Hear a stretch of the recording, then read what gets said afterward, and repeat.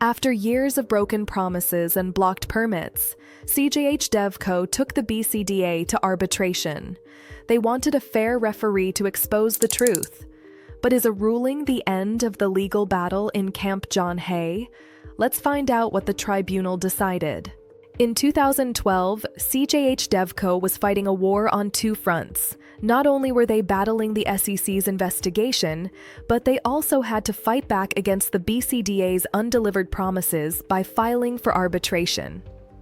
On January 11, 2012, the developer filed an arbitration suit against the BCDA. The reason was simple. The BCDA had failed to honor a critical promise, the creation of the One-Stop Action Center.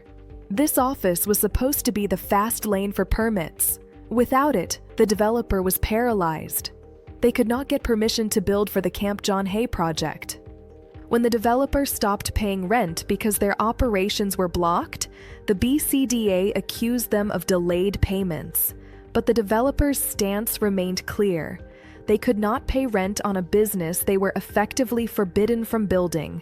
Initially, the government agency refused to sit down and talk. So, just 2 weeks later, on January 24th, CJHDevCo took the fight to the Regional Trial Court of Baguio City. Their goal was not to sue for damages yet, but simply to force the BCDA to face them in arbitration.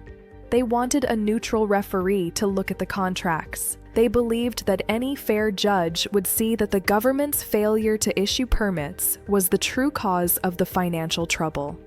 It took 3 years of legal battles, but on February 11, 2015, the Arbitral Tribunal finally issued its decision.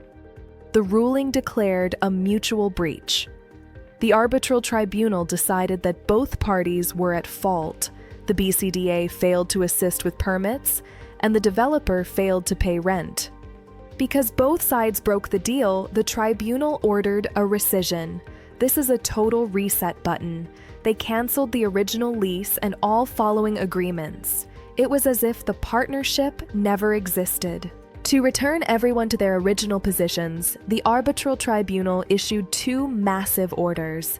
First, the developer was ordered to leave the camp.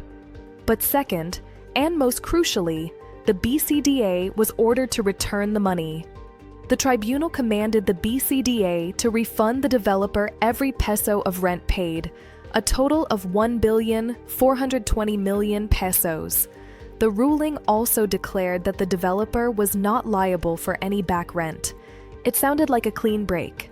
The developer leaves, and the government refunds the 1.42 billion pesos.